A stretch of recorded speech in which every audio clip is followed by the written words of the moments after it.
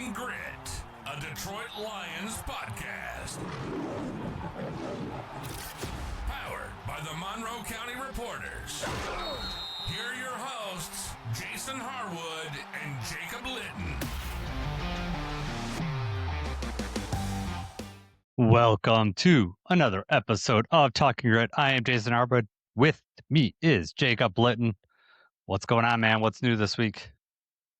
Not much, man. Watching the Michigan game, right? Michigan basketball, number one. I know. Playing number 7 Purdue. State's a basketball haven right now. Pistons number 1 in the East. Michigan number 1 overall. Loving it. Right. Just a great time for Michigan sports. It is. And you know what happens on Saturday, right? I think it's the first spring training game with the Tigers, so it's coming. We have not talked about this yet, but Verlander is back in a Detroit Tigers uniform. How awesome is that? Right. The return of JV. That's awesome. Overdue, especially with Reese being out for the year now. It's like, okay, let's run it back. It's him and Skubal and Verlander on the same pitching staff is going to be sweet. So, all right, let's move on to some Lions talk. All right. We are going to talk the Lions cap situation. And in fact, I think that the NFC North cap situation and as a whole is obviously a relevant topic for a Lions fan, but also just looking at where the other teams in our division are, it's going to force some tough roster decisions this offseason. Actually coming up soon. We'll probably see some cap casualties come up for other teams in our division. So we're going to look at that too, just to kind of see what to expect there. We'll start first with the Lions. We're 9.1 million over the cap right now.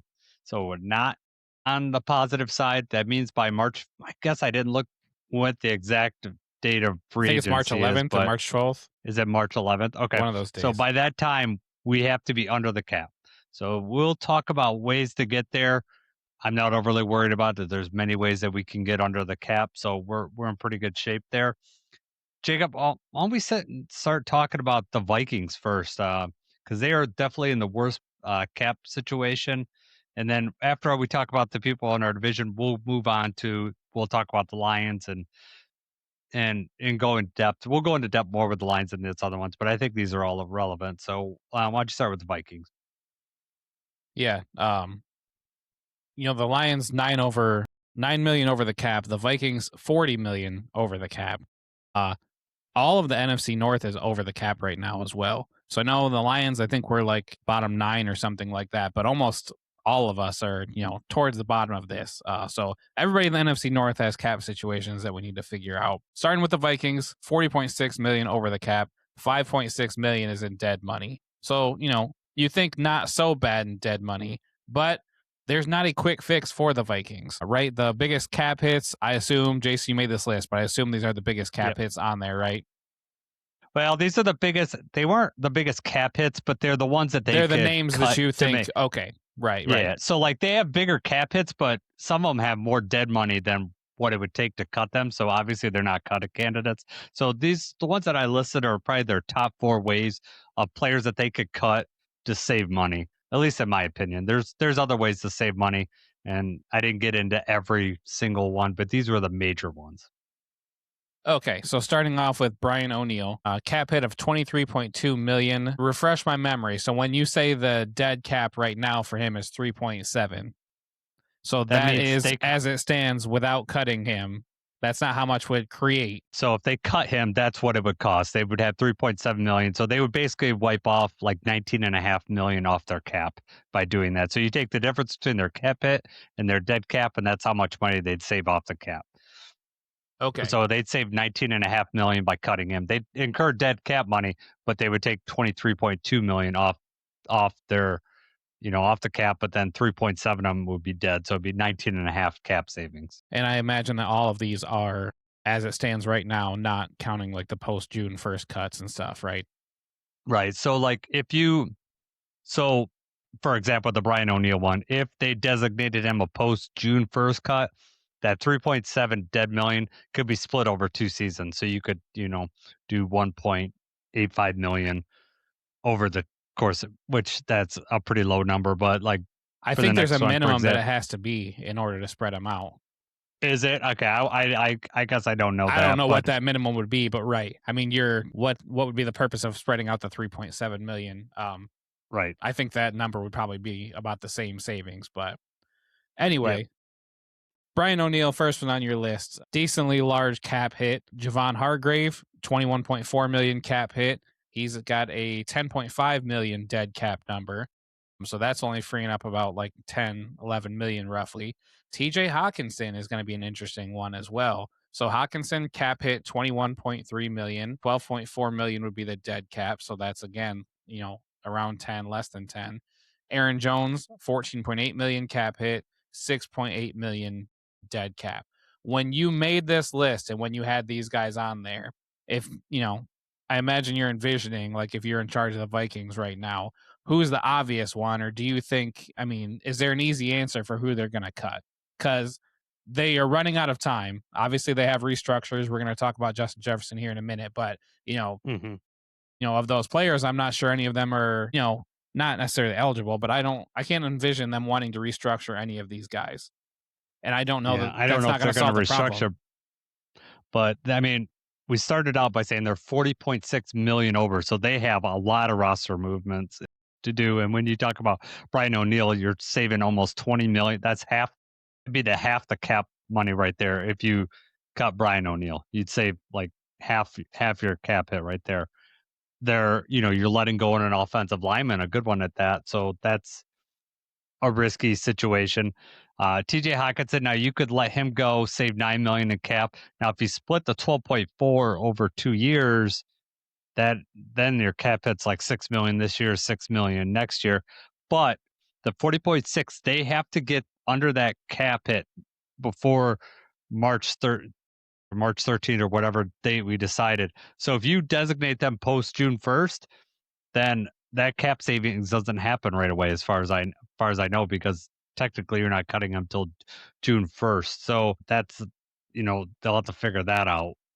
I actually don't know exactly how that would work either. Does that just tie up that money? Like you can't use that for free agents, but it doesn't count against the cap until June 1st? Or, what kind of a get out of jail free card are they looking at there?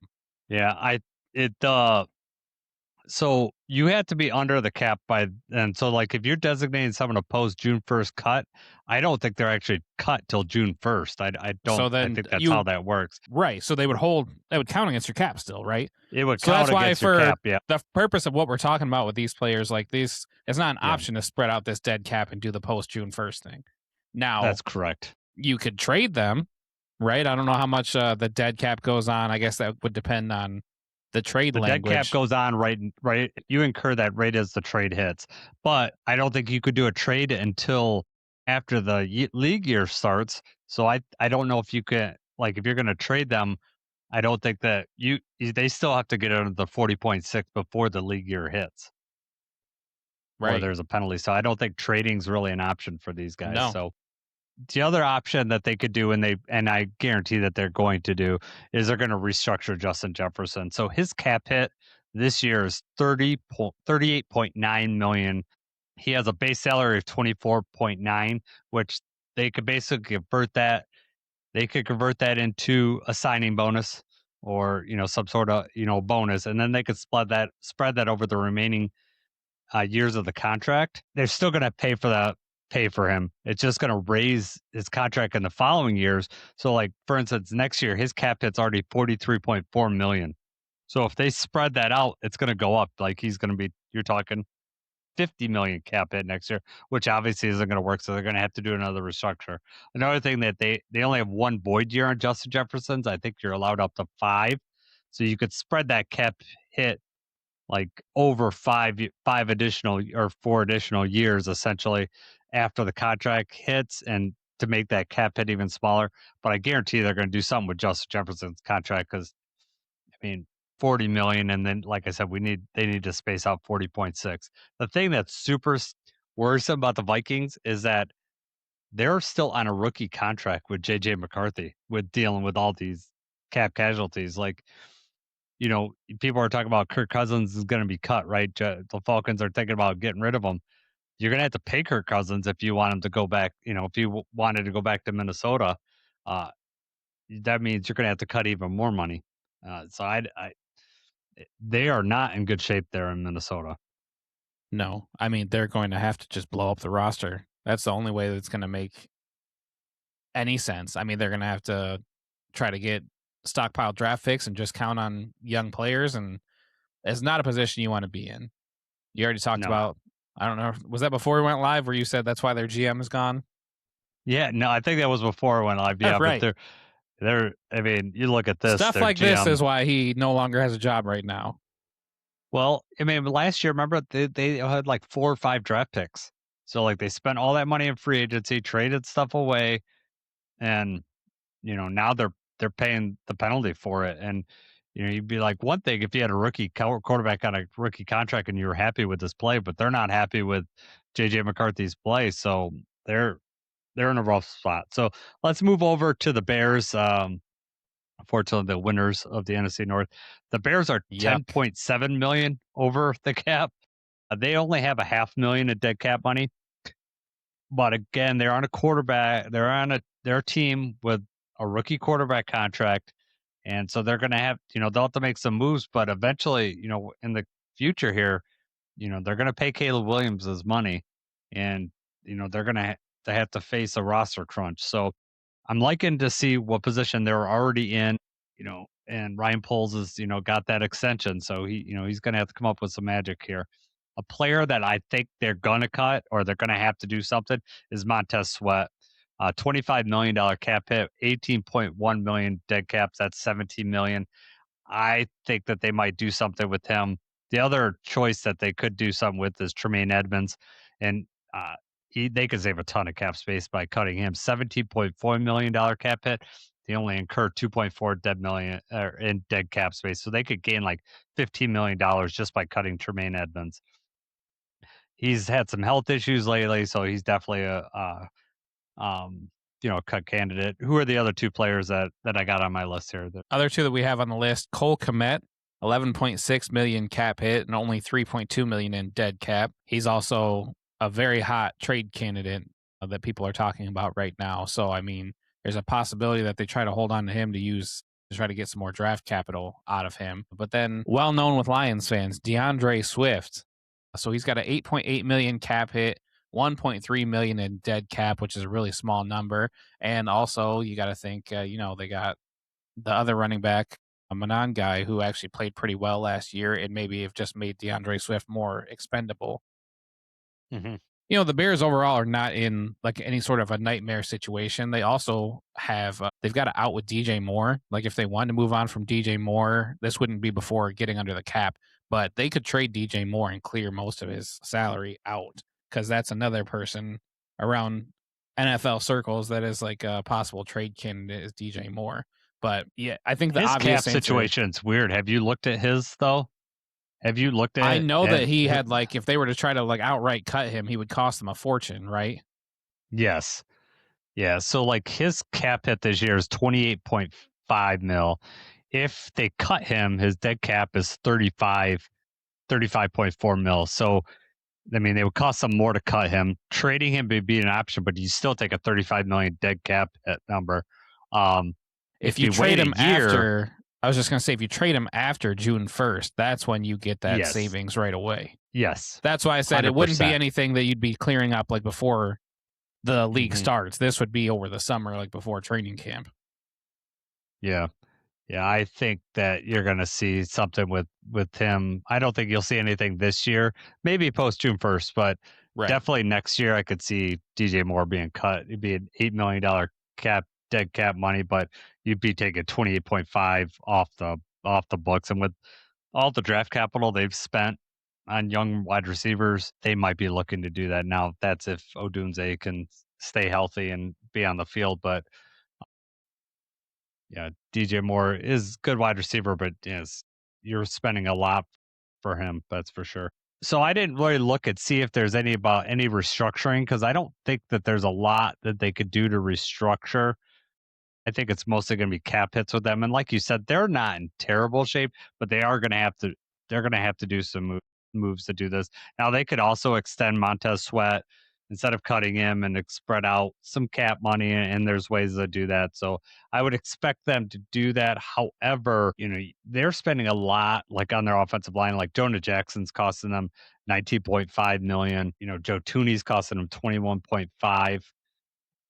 Their offensive line is costly. So there might be some moves there, but the ones that I put are the ones that would save them the most. So the Sweat, Edmonds, Komet, Swift. Cole Komet is, because of Colson Loveland, you could see them moving on for Komet and saving, 8 million in cap space if they can't trade him. But uh, anything you want to talk about the Bears before we move on to the Packers and then the Lions? Nope. Move on. Packers are 4.3 million over in the cap. So they're, as far as like cap space, they're in the best space in this division, but they're still 4.3 million over. However, they have $17.1 million in dead cap space this year. They're paying Jordan Love a ton of money. Willis is a free agent, so he's going to be gone because I just don't see how they're going to. Malik Willis is going to command some major bucks on the free agent market because I think that he might be vying for a starting job. So he's not going to come back to the Packers and play for the contract that he played for last year. So two cuts that I saw that they could possibly make would be Rashawn Gary, but I don't even know. It's a 28 million cap hit. He has 17 million in dead cap space. I don't think they're going to cut him for an 11 million savings, even though they get 11 million. I just don't see that happening, especially with Micah Parsons being injured. We don't know how he's going to do. I just don't see him doing there. Maybe a restructure is in line to save some money. The other player that's interesting is Josh Jacobs, just because how injured he was last year. Now, I don't know if they'd be wanting to move on from him just because he's kind of the focal point of that offense. Even though everyone wants to say Jordan Love, but how Josh Jacobs goes is how the Packers go. He has incurred of only a $14.5 million cap hit, which is not terribly high, but that cap is 6.3, so they could save 8 million by cutting him. They'd have to make another move at the running back position. I don't know if they're going to do that, but those are the two players that I noticed that they could cut and save the most, but I don't know if either one of those really makes sense. I think that they might do some restructuring here. Jacob, you want to read what we got next for the restructuring possibilities? Yes, that's actually somebody that I was thinking about as a possible cut candidate. But so you have extending Elton Jenkins. So right now his cap hit is at I had it up right here on my other. So he's at 24.3 million as cap hit, but 4.8 million is dead cap. I mean, if you're wanting to save money right away, that's a quick fix and a quick way to get some money off of the books. Now, he's also 30 years old. He's on the final year of his deal. So, I mean, if he is in your long-term plans and you want to kick this down the road a little bit, then that's an easy restructure, right? Or an easy, you're going to give an extension onto this deal. You're going to spread out that cap hit. With them only being 4.3 million over the cap, I think there's other cuts that can be made, different things they can do without blowing up the core of their team. So I guess it's how much they really like Jenkins. Also, the obvious Jordan Love restructuring that contract. Good, right? Just keep that on the books. Whatever dead money they want to keep doing, keep this going. How many void years did you say? He's got 3 void years on right now. So he's already got 3, so they can't really do too much there. And his base is only 10.4 million. So you can't really save a lot of money on Jordan Love's contract, which is, his cap hit is nowhere near what Jared Goff is right now. But the Jared Goff deal is structured in a way that you can free up a lot of money. They are going to have that same situation like Mahomes, where you're going to get the max amount of void years, and then you're going to be paying, $50 million. He's going to count for that cap hit when the contract is over. If you want to clear up that space, they might be ready just to let it ride how it is. There's some smaller players they can cut to get 4.3 million over, under the cap. There's also the chance that they trade somebody like Rashawn Gary after, June 1st, if they're wanting to make a sizable chunk. Like you said, I mean, he's valuable now that Micah's hurt for sure, but he didn't play that well last year when Micah went down. And I think he's towards the end of his contract too, right? Or he's maybe he's got 2 years left. He's somebody that would be valuable in the trade market, I think, if they're looking to create some space right now. Yeah. They're not in terrible shape, but it's just they don't have a lot of room to maneuver, and we'll see. So I expect the North to be fairly quiet in the free agent market. The Bears could free up considerable amount of money. The Lions could free up a ton of money, and we'll get to them next. But I just don't see the Vikings. The Vikings are going to be barely scratching by to get underneath the cap. The Packers are in an interesting situation because of the Micah Parsons injury. Like, I really, they really hurt themselves by, signing him and then, obviously they don't know he's going to tear his ACL, but that puts them in a rough spot because you got to keep Rashawn Gary that until you know how Micah's going to do, if you want to have any sort of pass rush at all. And they lost their defensive coordinator, and, Gannon Right. comes in, Gannon, obviously Super Bowl winning defensive coordinator. So, I mean, he's got that on his resume, but he's got to come in and show it here in Green Bay. Do you All know right, what let's Micah's move dead cap is? Oh, Micah's dead cap's like 120 million or something like that. Yeah, Yeah, so his cap hit is 19.2, but his dead cap's 113.1 million. Yeah, it's they gave him all that, and they gave him all that roster bonus, which, I mean, they're not going to cut it. I'm sure there's a way. I didn't look too much at Micah's to see if there's a restructure option. I'm sure they could turn his base. You could always turn your base in there. He's already got 3 void years attached to his contract, so I mean, I don't know. Yeah. His cap hit does not get to be too bad until 2029. What's his base salary this year? His base salary, 2.3. Yeah. For 20. Oh, so his cap hit is 19.2 million, but his base salary is only 2.3. So because normally what you could do is you convert the base into a bonus, and you pay the league you got to pay him the league minimum as your base, and then if you want everything you else. Can pay more than the league minimum, but I mean that's how far you could drop his league minimum. Yeah, that's you can't pay them zero. You can't pay them zero and turn everything into a bonus. I think you have to pay them the league minimum. So and then you spread that out over these void years, right? Or every the current reigning years of the contract plus the void years, so you can't spread it out. But it's the 2 point. I mean, they're not going to do it for 2 point whatever million. That's salary's insane. Yeah. All right. So let's just so everyone's on the same page. Let's talk about the top 10 cap hits on the Lions roster right now. There's going to be between now and the start of free agents, this list is going to change because they're going to obviously have to restructure because Jared Goff starts off with a huge $1 million cap hit. We're not going to be going into the season with Jared Goff counting that much on the cap. The good news is that he only has 1 void year on his contract. They'll be able to spread that out. So we'll talk about that in a little bit. But right now, I just want to quickly go through the top 10. Amon-Ra is counting 33.1 million on our cap. Aleem McNeil's next with 28.9. Penei Sewell is counting 28 million on the cap this year. Taylor Decker, which is an interesting one, right? Maybe going to retire, maybe not. 21 million on the cap this year. DJ Reed, 17.8. Aiden Hutchinson, 10.1 before his extension kicks in next year, and that cap hit will go way up. Derek Barnes is actually number 8 with 9.7 million. Graham Glasgow is 8.4, so he's in top 10, Jacob. And Dave Montgomery is at number 10 with 8.3 million. So, JMO's outside the top 10. Sam Laporta's outside the top 10. Branch and Gibbs are all outside the top 10. So, my question to you, Jacob, is who are your possible cap casualties that you could see for the Lions this year? There's only 2 names on that list that I think are possible casualties, and they're both on the offensive line. Okay. And that would be Taylor Decker and Graham Glasgow. Now, Graham, you'd save, I think, 5.5 million by cutting him right now. So that's over half the amount that we need. Plus the restructure for Jared Goff, would get us under the cap. We also hope to be kind of active in free agency. You're trying to do something in free agency to clear up a little bit more space. I would almost say that it's really likely that Graham gets cut just because of the way that these numbers roll out.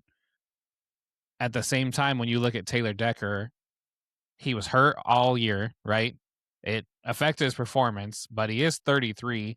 He also, he was pretty emotional when the season ended. Like, kind of like it felt like maybe that was it for him, or just the realization that maybe that was it, could have been it. Frank leaving last year left us in a bad spot, but if Decker's going to retire and decides to retire early on, would free up cap space for us, right? And it would that would solve the problem. He'd create 11.6 million in savings if we do that right now. Right. And that's also something So- that if we restructure Goff, and we could restructure and get underneath the salary cap, and then the Decker stuff could happen later. Because then you create more space with Decker if it's a post June 1st cut, or, if this happens later. But you also, Taylor Decker is due a 1.5 million roster bonus that is on March 15th. So if he's on the Right. roster March 15th, that's 1.5 million tied up right there. So that's, not a large amount, but not a small amount. And when we're kind of playing, trying to fit the piece of the puzzle together, I mean, if you're Brad Holmes and Dan Campbell, do you nudge him one way or the other? Do you say, hey, I mean, it's a tough spot to be in. Well, you'd want to know before you pay him that bonus whether he's going to come back or not. I mean, that's got to be. Ideally, right. But I mean, 1.5. if he's dancing around like Frank did, and which he could 100% actually be like, man, I'm on the fence. I don't know. Yeah. I don't think Taylor's going to do that. I think I don't think Frank had that roster bonus thing where that was going to affect the team. I'm not sure. My hope is that Taylor comes back this year. We don't have the answer at tackle, but if he's not coming back, I'd rather know now. Like, we need to know now so that we can maybe do something either in free agency, and we'll know what we got to do with this money. So, if he retires this year, his dead cap would be 9.4. If we designated after June 1st, we could spread that over 2 years. So, it'd be 4.7 this year and 4.7 next year, or you could take it all this year. If he plays this year, I would expect the Lions to probably cut or restructure him if he decides to play 2027, because next year's cap is 24.1 million, and he has a $6.2 million dead cap. So he'd save 18 million off the cap next year. And but we need to plan now whether we're going to have Taylor back next year or this. If he plays this year, we're going to need to plan ahead and have a contingency in place, because I don't think Manu is the answer. I don't think you want to go into the offseason saying that. Now, if that works out and he improves, great. It gives us another tackle, but I don't trust Manu enough to say that's going to be the answer. I think that experiment is about over. I think that we need to be looking for a tackle in round 1 if this Taylor stuff doesn't pan out, or if that's how he's feeling. I don't care. Even if Taylor comes back, you still tackles early on. right, tackles towards the top of the list early on for sure. But maybe, if the right guy's not there, you don't have to pull the trigger. Right. The other option, instead of cutting Graham, is they've done this a couple times in the past, is, say, Graham, we're going to cut you, or we could re-sign you for a lower amount. And that could happen. I mean, you're not going to get rid of the dead cap money, but we could maybe re-sign him to a contract, at a lower amount. And the Lions have done that in the past. So that is an option. Everyone talks about David Montgomery and what that's going to happen. I think that we're just going to go into the season with David Montgomery. I don't think that the Lions really want to move on from him. The only thing that could push that is if David Montgomery's like, I can go somewhere else and get touches, and I want to do that now. I could see them maybe appeasing David Montgomery, but that would be in a trade. I don't think we'd just cut him. We're going to get something for him.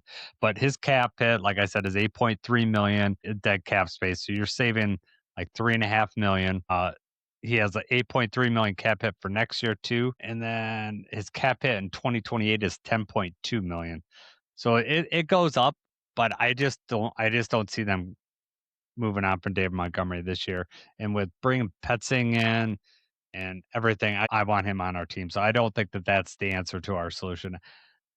Those are the only cuts that I saw, are those maybe, and the only thing I'd add in there is Kirby Joseph, right? Because we don't know what's like his injury. Like, if it doesn't allow him to play, what would happen? What would happen this year? Cutting him is not going to save us money. If we cut Kirby Joseph this year, we incur a $20.7 million dead cap money. It's only costing us $5.4 million this year, so that costs us $15 million. So the only way that it won't help the team if he retires or can't play. The only thing that could save us is if we had an insurance claim on it. And based on how the Lions are doing this, I doubt that we had an insurance claim on Kirby. Lions don't typically do insurance claims, especially for a contract probably his size. Maybe for Jared Goff they did. So if you have a salary, in case you don't know, if you have a salary cap and then you have an insurance claim on that and you get money back from the insurance, that money gets added back into the cap. So you can incur some cap savings, but I don't know that for sure that's the case with Kirby, but I doubt that we have an insurance on that. However, if we cut Kirby next year, we have a $7.2 million in dead cap space. So next year is an option if, he plays and he can't. We get a similar production out of Kirby this year. Next year he might be on the cut. Might be, something we have to cut if the injury doesn't allow him to play. Kirby also has one of those contracts where it's like the following year has like a certain amount that's guaranteed the year before. So like his roster or his salary for 2027, however, I forget the dollar amount, but it becomes fully guaranteed on like day 5 of the 2026 season. And then it might be that same way early on. And Kirby also has, I think, 4 void years on his contract as well. So, yeah, I mean, and Kirby earned that contract. Everything about this contract is okay if Kirby's healthy, right? That's what really sucks is the injury that he's going through and where it leaves us. Mm-hmm. Yes. Oh yeah, it's certainly not ideal. All right, so this is how the Lions are going to save their cap space. I mean, I guarantee you're going to see some restructures coming up. The first one's the Jared Goff restructure is what we talked about. Huge cap hit. However, his let me see, I got the numbers over here. His base salary this season is $55 million. So you could convert $55 million on whatever his league minimum is. I'm not sure what it is, but 50 million you could convert to a signing bonus.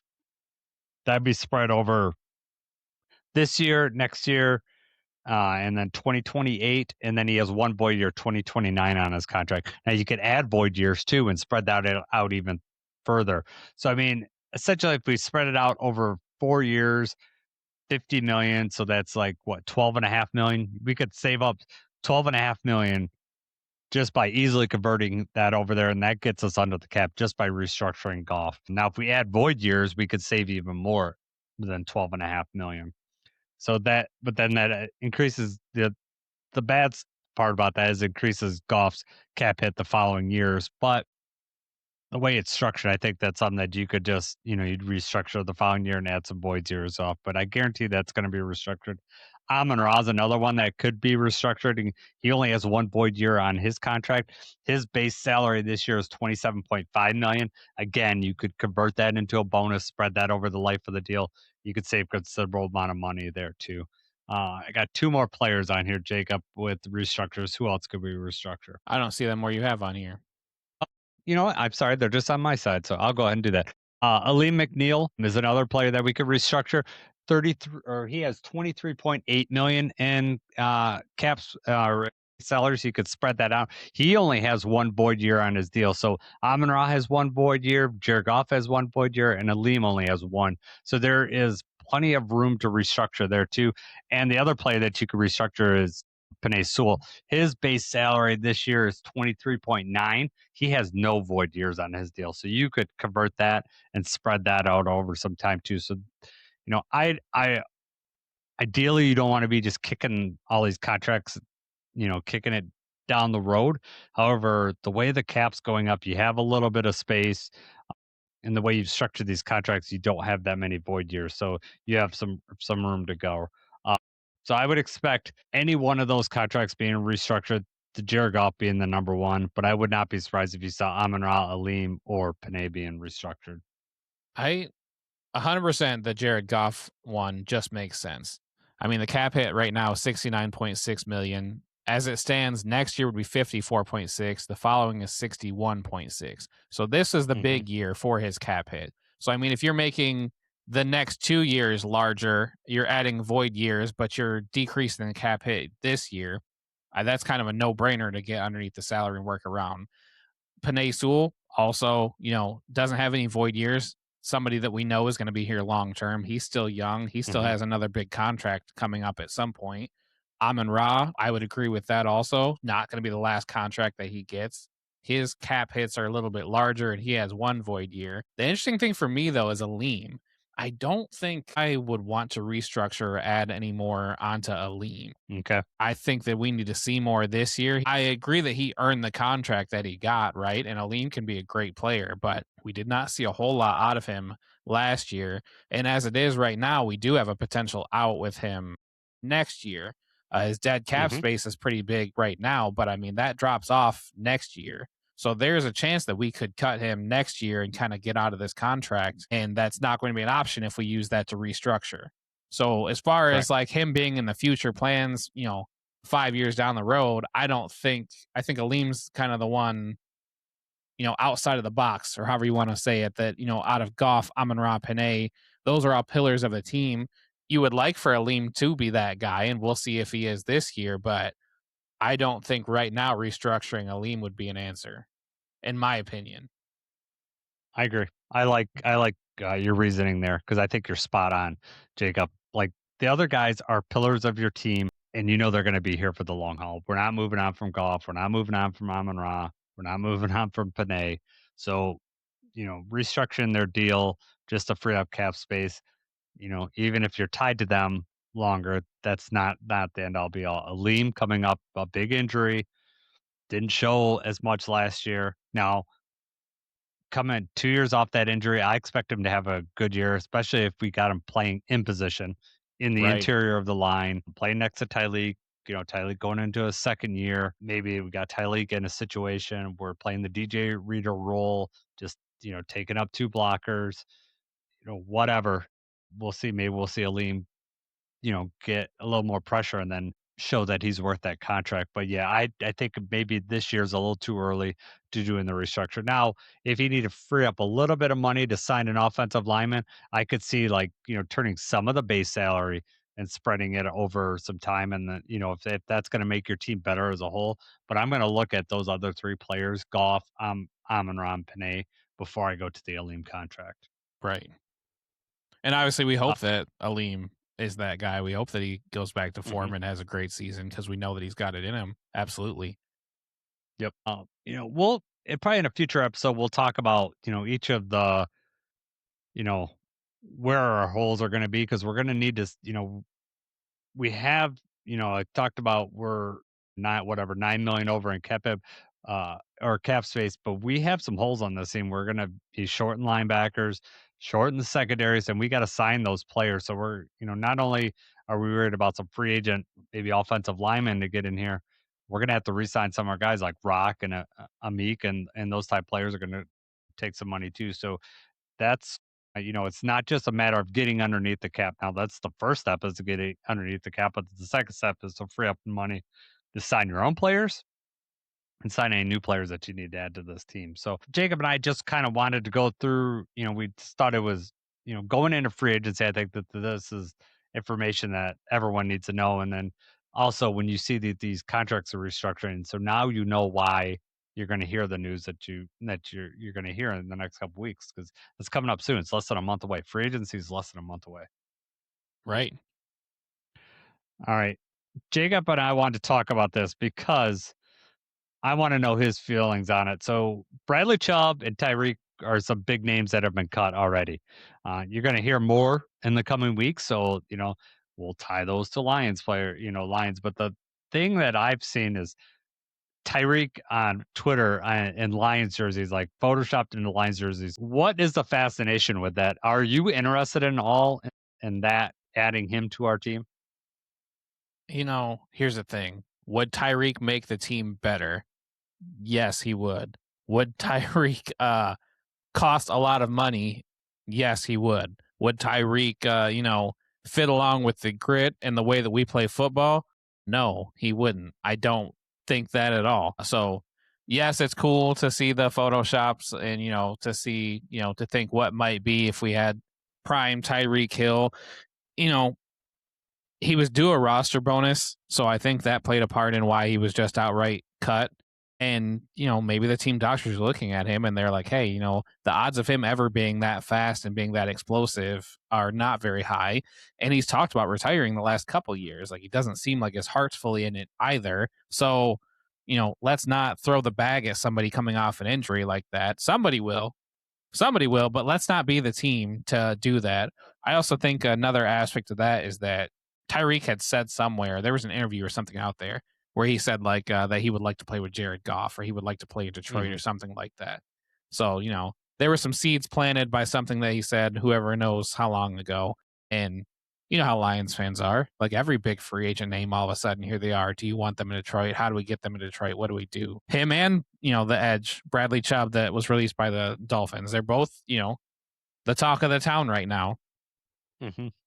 What are your thoughts, though? I mean, I don't know. I'd have to look more into Bradley Chubb. I mean, obviously, I'm interested in an edge, but cost would be a thing, and I don't really know too much about him as a player. Your son would. I mean, he follows him. I don't know what type of player he is, like as far as like he fits in the grit mentality. The Tyreek stuff is insane to me. There's no way I I wouldn't want the circus that would Right. be for him being in here.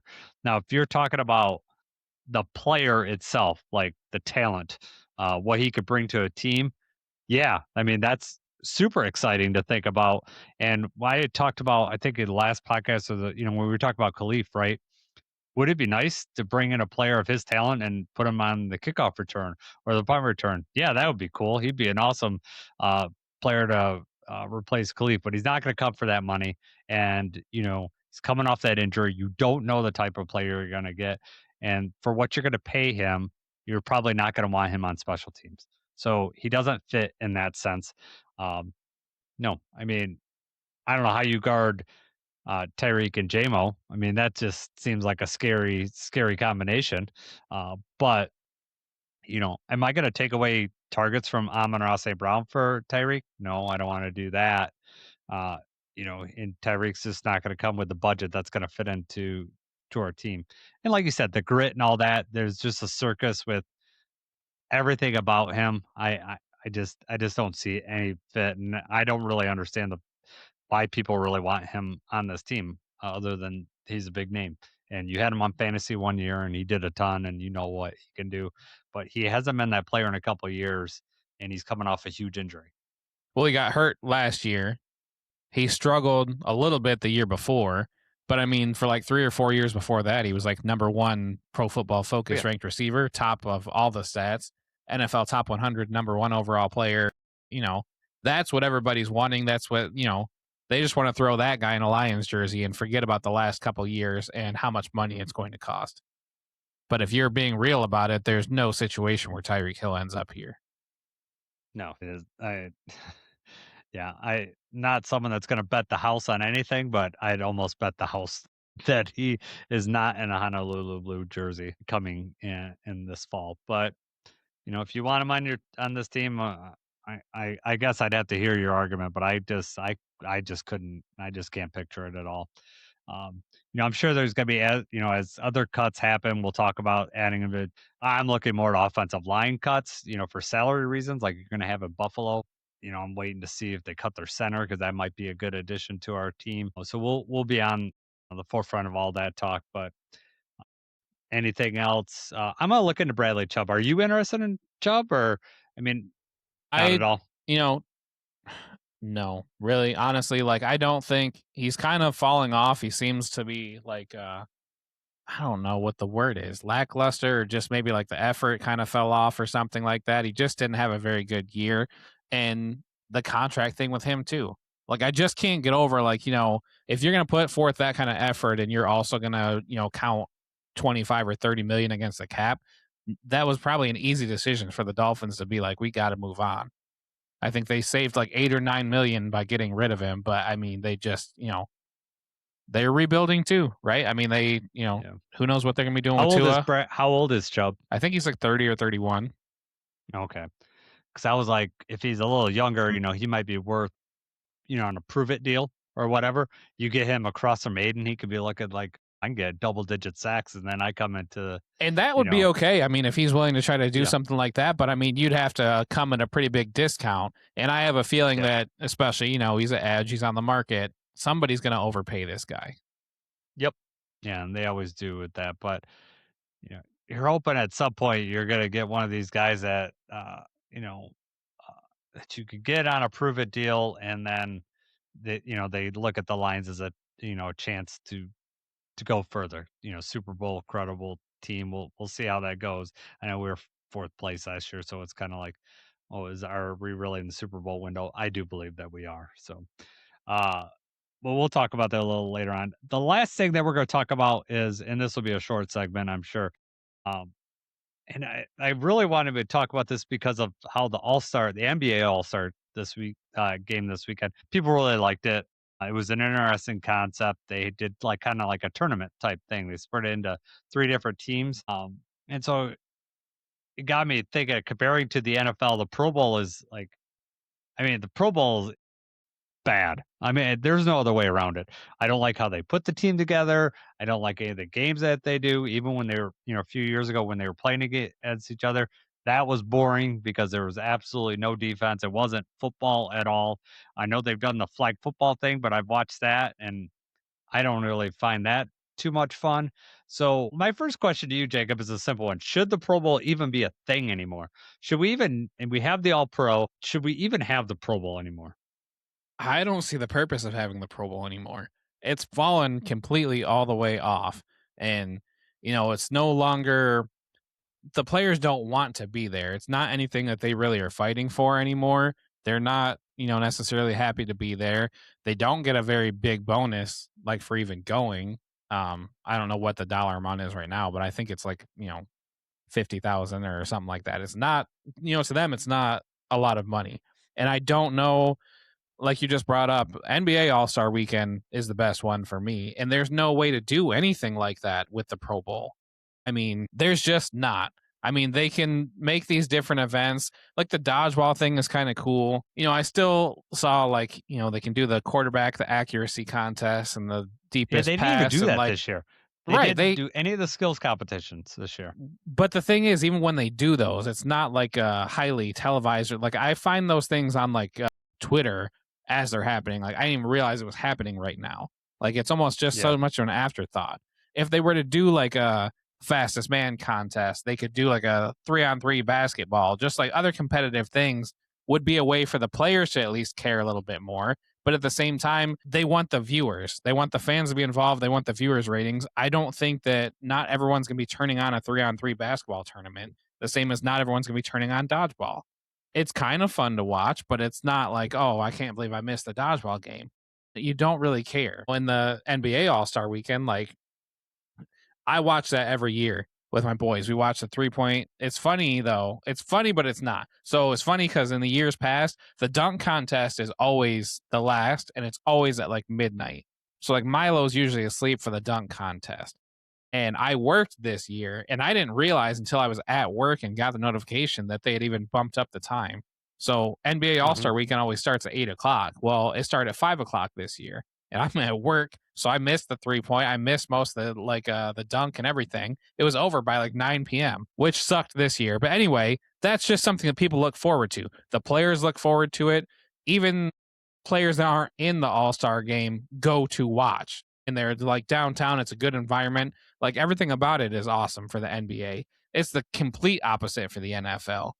And I just don't think that there is a right answer or a way to fix it. Yeah, I was racking my brain when we had the question is what do you do to make it relevant? I don't know that you can. I really don't, because the NFL fastest man, they used to do that, and I would love to see that. If you had prime, Gibbs going against J-Mo, going against Tyreek, DK Metcalf in there. I mean, you take the fastest guys in the NFL and you put them in a race. I'd love to see that, but then you would hate to have someone, tear a hamstring or something like that. Right. So, you run the risk of that. You mentioned the 3-on-3 basketball. Yeah, would that be fun to watch? But it's not football. You want to watch these guys in a football setting. What I picture is if you wanted to do skill stuff, like the Madden skills competition. You ever see those where you basically have kind of Oklahoma drills? I mean, stuff like that would be fun to watch, because I love watching still get that hurt, training though. camp. Yeah, exactly. And so you're not going to have the effort there. That's one thing that made the games and the NBA games on Sundays so fun to watch, is that there was effort. They cared about the result. They wanted to win. You didn't really watch NBA when you were having All-Star games where it was everyone scored 200 points. and it was East versus West. It was like you were watching a pickup game at the gym with obviously much better wasn't even basketball. Like that.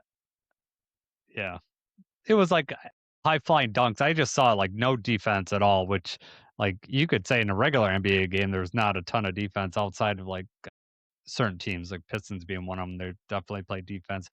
Oklahoma City Thunder, they play defense, but outside that, it's not a lot of defense going on. But I watched the games on Sunday, and the players cared. And so, what could you do to make the NFL players care? I don't know if you can. Not to get everybody to care, and it won't be a regular. It won't be a regular game. You're not going to get offensive linemen in there, putting their body at risk because they're just slamming into each other in a game that doesn't matter. It's like preseason games are even more exciting than the Pro Bowl game to me because people are fighting to make the team. Like there is a reason that we're playing this game. Now the outcome doesn't matter, but at the same time, there's stuff on the line. Whereas Pro Bowl, it's not, and I just don't want to. I don't even, like you said, I don't even want to see it. So and picking the Pro Bowl players is so stupid. Like Shadur Sanders making the Pro Bowl, dumb. That's just because, like you said, they don't get paid enough to even waste their time going down there. So everyone said no, and that's how they got to Shadur Sanders. And Shadur Sanders is like, yeah, I'll go, because now he could say he's a Pro Bowl player. So yeah, which exactly. is ridiculous. He's got the accolade. I don't know if he's got the bonus, but you could like that would be awesome to have like an Oklahoma drill, or to be like, okay, Jared Goff and Amon-Ra are going to go against, whatever defensive back. And then, it's basically one-on-ones like you do in training camp, wide receiver versus defensive back. That would be cool to watch too. But I mean, the Pro Bowl happens when the season's already over. And some of those players have just played the week before and found out, hey, they're not going to the Super Bowl. So, I mean, they're like, no, I don't want to do this anymore. Like, I'm completely burnt out. Yep. That's, basketball. They get a week off. And they have this all-star event, and then even, you go to the all-star event or you don't, you still have like 4 days or whatever after all-star weekend is over before the games and stuff happen. Baseball happens in the middle of the summer. They get a break in the middle of it. There's an all-star game, home run derby, everything's right there. You can't do that in the NFL. You can't say everybody gets this week off except for these players are going to be busy, like, this weekend. That would never work. No. And I think we're very close to the Pro Bowl just not being a thing. I feel like they're just wasting money and wasting resources for nothing. I agree. Yeah. I mean, I would love to see the quarterback skills challenge is the only thing that I really enjoyed watching out of the Pro Bowl, and they didn't even do that this year. So you kind of already mentioned it, but what are your favorite All-Star events across the 4 major sports? So, like, if you had to pick your favorite thing, would it be the slam dunk contest? What would it be? That's tough because I would say the dunk contest, but the thing about the dunk contest is that you've pretty much, at this point, you've seen pretty much every dunk that you can see. A lot of times they have to bring in props or different things like that, to try to make it more fresh. But for the most part, you've seen these dunks. It's still good. I mean, they're still high flying. It's still really good. But, same as a 3-point contest, like they're just shooting, but it's exciting, especially when you've got somebody in it that you're rooting for. Home run derby, I think, is good too. I mean, I guess I can't really pick a favorite, but those are my top 3. What about you, though? I think with my boys, the home run derby. I think most of it because we know more of those players than we do basketball because we follow baseball more closely than we do basketball outside of the Pistons. I like the 3-point contest more than the slam dunk contest because, like you said, that kind of gets stale, and it's hard to come up with some new dunks. It really is. I mean, occasionally you're going to get something like, man, that's insane. Or somebody even pulls off a dunk you've seen before, but it's so hard to do. And especially if they do it on the first try, that's exciting. This year's slam dunk contest, not exciting at all. It was pretty lame. Yeah. We were out bowling with my boys, but they had it like on the TV right by where we were bowling, and we watched it there, and there was nothing that we really, went crazy about. But home run derby, the way they do it now is pretty, I like it. It's pretty, they keep it fast. Like they have that 3-minute clock, it doesn't drag. When they used to I do still the think outs, sometimes it's too long, but yeah, I think you're right. They're trying to make it better. it keeps it more in pace. I mean, the thing that would be more exciting is if we had a Tigers player in one of those home run derbies, and we haven't had that in a Brandon while. Inge? Yeah. How could you forget? Yeah, I mean, even Cabrera. Cabrera was in it. The one that was at Comerica Park. I don't think. I don't know how far he I actually got. don't remember that. The home run derby at Comerica Park, or you don't remember Cabrera being in it? I don't remember Cabrera being in it. Oh, okay, yeah, I'm pretty sure because it 2006 was and the home. 2010. So 2006 he was in it Okay, when he was with the Marlins, and then 2010 was when he was with the Tigers. with the Tigers, yeah. Um, so I like that. I don't really follow hockey enough. I know that they used to do a skills thing where they would have targets on the goal, but I don't really watch anything in the hockey one, so I can't speak to that. Yeah, football is it's over, man. I cannot find a way to make it relevant other than just having the quarterback competition. That's the only thing that I care about. Right. And that's just not enough. There's just no good way to save it. I mean, No, you would have to just tie it in like because I was thinking about if they made it more about the fans and made the Pro Bowl event more like they did the draft. But I mean, for the Pro Bowl to be when it is, you couldn't really, it'd be harder to do it in like Detroit and places where the weather is going to be bad. But if you switch, because the NFL honors, like they treat the NFL honors like it's the Oscars or whatever, and they've got that in the arena. If you switch that up and had that like outdoors on a stage like they do the draft, I mean that would probably make that more interesting, and you could add that as part of Pro Bowl week and have just more like fan oriented stuff. But I just don't think there's any product with the Pro Bowl that you could put on TV that's going to be a rating. no, no. I mean, it'll be stuff that if anything cool happens, it'll show up on a YouTube short or something like that. But whether to just sit there and watch it, no, it's not going to be for most people. Yeah, It's pretty broken. I think All Stars in general, they were really cool when I was younger because for some of the you didn't have not every game was on TV. You had Sports Center, so you might see some of the highlights. You didn't see all these players, so now you could see all of them together one spot. But now, especially the NFL, you could watch any game that you want, and you get to see all these players. So it's like it's not a big deal to see, Patrick Mahomes play. Like, right. ooh, I see him every Sunday, so it's not that Yeah, huge of a deal. So Red Zone has ruined it. yeah, exactly. You can watch all these and you watch the endless amounts of highlights with YouTube and stuff like that. So like this instant access to all this stuff makes it not as exciting to see all these players grouped together. Even the All-Star game, like baseball, they tried to make it mean something when the winning league got home field advantage in the World Series. And I didn't like that at all. I didn't like that have a real consequence on that. I mean, I get what they were trying to do, but also I didn't want that tied to an all-star game. Like, I don't know. What'd you think about that? I mean, I thought it was kind of cool. It was You cool liked that it? it felt like there was more on the line, but I mean, Yeah. I don't think it's necessary for there to be more on the line for that kind of a game.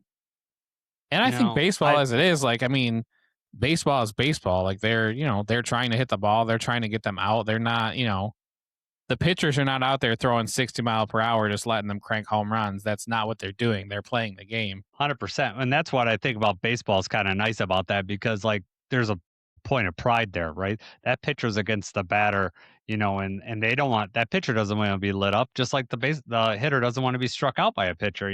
There's the competition, the pride to compete, and that's what I saw at the NBA game. Like people playing defense, like actually playing the game for some pride, and that's why I think baseball's been ahead of these other sports is just because you have like that pitcher versus the batter, and you don't neither one of those players wants to be shown up on national TV, and so there's not as much goofing off in baseball. I feel like, no one's being nonchalant in the field. Like no one wants to be shown up in that. And I think that's some of it's natural to the sport of baseball. So I don't think it's like baseball players are, more competitive than NBA players. I'm not trying to say that. I think just some of it is just natural to that. But also I think it's like for the NBA, like some of those, if the star players step up and they like Wemby was, he was into the game and like was calling out his teammates. Like you It need felt like players. they cared. It Right, mattered if they won exactly. or lost. Right, like, if Jordan was on back in the day, if Jordan was on your All-Star, you're not gonna let him down. Like, if he's gonna get on you, you're not gonna let Jordan down. And it's a matter of, like, did the team get too lax? Like, should have LeBron got onto people that were just being being lazy, a few years Jason ago. compared Michael Jordan to Wembanyama. I did. Maybe a competitive spirit. I don't know. Yeah. No, Jordan is the best player in NBA history as far as I'm concerned. Just unbelievable player. As much as I hate to say it, and I think Kobe is right up there. I think Kobe's better than LeBron in my opinion, but that's I don't know. I don't know what you Debate for feel the about basketball podcast. I don't know. I mean, that. It is. it's Yeah, hard I don't for. know. So here's the thing: it's hard for me being my age because when I first started watching basketball and when I'm playing basketball on like my plastic Fisher Price hoop all the time, Michael Jordan was the one on TV. Like I'm 5-6 years old and I've got Michael Jordan gear and stuff like that. Before it was like, okay, yeah, like 100% I'm all about the Pistons. And then it was like, oh wait, actually I hate the Bulls. Like forget this team. And then the history and stuff as it goes on. But that's just hard. And then so LeBron I think was drafted in was that 2002, 2000? It was 2003. How did I forget? That was the Darko year. So pretty much my entire life LeBron's been like the pinnacle of the NBA. So Yep. Pros and cons for everybody. I think LeBron gets more hate than MJ or Kobe do, but it's hard for me to say. It's different eras of basketball. It is. LeBron did it at a higher level for longer than Michael Jordan did, though. And there's a lot of hate that Michael Jordan gets for other things, and like the whole when he quit to play baseball and then he came back and he quit. Okay, exactly right. I know. I think the inside story. Right. See, there's nothing like that tainting LeBron other than like the flopping and the complaining. But yeah, he is. I mean, Jordan would do that too. I don't think it's to the extent that LeBron does. Though his whining gets like crazy on my nerves. I don't like that. But I don't know. Kobe to me was an unbelievable player, and so I don't know. I guess I didn't watch enough at that time to compare the both, but Jordan will be number one to me. I grew up and he was unbelievable. He's one of those guys, and if they didn't change the rules, the Pistons would have beat him, but they had to change the rules, put the Jordan rules in. All right, man. We'll wrap things up here. We'll be back next week. Probably, we might have some roster information. We might know about some cuts. We talk about some possible free agents. And then Combine we're going to have is to start next getting week. into the draft. The Combine, yes, is going to be there. So I'm sure that's going to be a topic for us to talk about. So for Jacob Litton, I'm Jason Harwood. Let's go Lions.